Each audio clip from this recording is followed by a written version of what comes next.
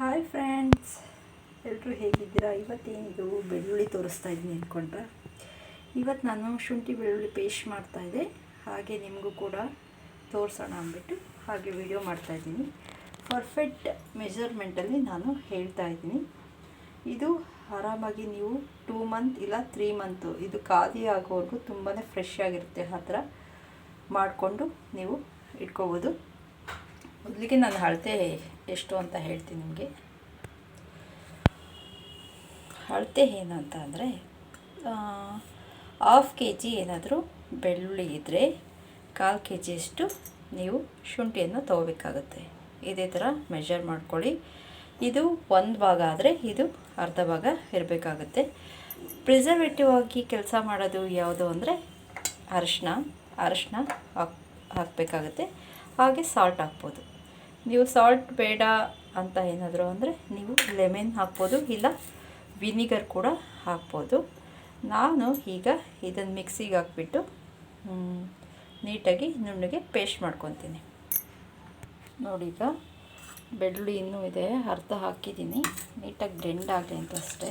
ಇವಾಗ ಶುಂಠಿನ ಸ್ವಲ್ಪ ಹಾಕ್ಕೋತೀನಿ. ಶುಂಠಿನ ನೀವು ನೀಟಾಗಿ ತೊಳೆದ್ಬಿಟ್ಟು ನೀರು ಅಂಶ ಇರುತ್ತಲ್ವ, ಅದರಿಂದ ನಾನು ಸ್ವಲ್ಪ ಬೆಳಗ್ಗೆ ಬಿಸಿಲಿಗೆ ಸ್ವಲ್ಪ ಡ್ರೈ ಮಾಡ್ಕೊಂಡಿದ್ದೀನಿ. ಅಂದರೆ ಯಾವ ಕಮ್ಮಿ ಇದ್ದಷ್ಟು ನಮಗೆ ಇದು ತುಂಬ ದಿನ ಬಾಳಿಕೆ ಬರುತ್ತೆ. ಅದಕ್ಕೋಸ್ಕರ ನೀವು ಅಷ್ಟೇ ಶುಂಠಿ ನೀಟಾಗಿ ತೊಳೆದ್ಬಿಟ್ಟು ಸ್ವಲ್ಪ ಡ್ರೈ ಮಾಡ್ಕೊಳ್ಳಿ. ಇಲ್ಲ ಮನೆ ಒಳಗಡೆ ಟವಲ್ ಮೇಲಾದರೂ ಹಾಕ್ಕೊಳ್ಳಿ. ಇಲ್ಲ ಅಂದರೆ 1-2 hours ನೀವು ಆರಾಮಾಗಿ ಬಿಸಿಲಿಗೆ ಹಾಕ್ಕೊಂಡ್ರು ನಡೆಯುತ್ತೆ.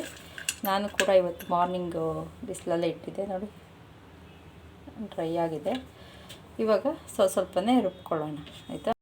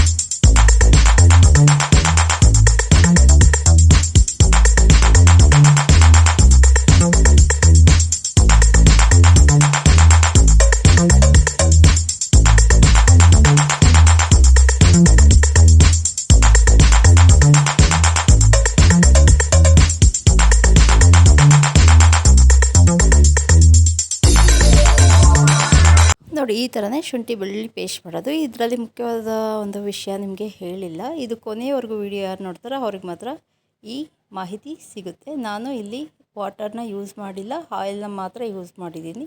ಆಯಿಲಲ್ಲಿ ನಾವು ಕಡಲೆಕಾಯಿ ಎಣ್ಣೆ ಅದು ಥರ ಸ್ವಲ್ಪ ಸ್ಮೆಲ್ ಬರುತ್ತಲ್ವ, ಫ್ಲೇವರ್ ಇರುತ್ತೆ. ಅದಕ್ಕೋಸ್ಕರ ನಾವು ಸನ್ಫ್ಯೂರ್ ಆಯಿಲನ್ನು ಯೂಸ್ ಮಾಡಿದ್ರೆ ತುಂಬ ಚೆನ್ನಾಗಿ ಬರುತ್ತೆ. ಯಾವುದೇ ರೀತಿ ಸ್ಮೆಲ್ ಕೂಡ ಇರಲ್ಲ. ಇಲ್ಲಿ ನಾವು ಎಣ್ಣೆ ಹಾಕಿದಷ್ಟು ತುಂಬ ಕ್ರೀಮಿಶಾಗಿ ಬರುತ್ತೆ ಶುಂಠಿ ಬೆಳ್ಳುಳ್ಳಿ ಪೇಸ್ಟ್. ನಾನು 2 ರೌಂಡು ರುಬ್ಕೊಂಡು ನೋಡಿ, ನಾನು ಈ ಥರ ಬಾಕ್ಸಿಗೆ ಹಾಕ್ಕೊಂಡಿದ್ದೀನಿ. ಇದು ಫುಲ್ ಖಾಲಿ ಆಗೋವರೆಗೂ ನಾವು ಆರಾಮಾಗಿ ಯೂಸ್ ಮಾಡ್ಬೋದು. ಕಲರ್ ಕೂಡ ಚೇಂಜ್ ಆಗಲ್ಲ. ನೀವು ಕೂಡ ಮನೆಯಲ್ಲಿ ಮಾಡ್ಕೊಬೋದು. ಆರಾಮಾಗಿ ಮಾಡ್ಕೊಳ್ಳಿ, ನೀವು ಕೂಡ ಯೂಸ್ ಮಾಡಿ. ಬಾಯ್.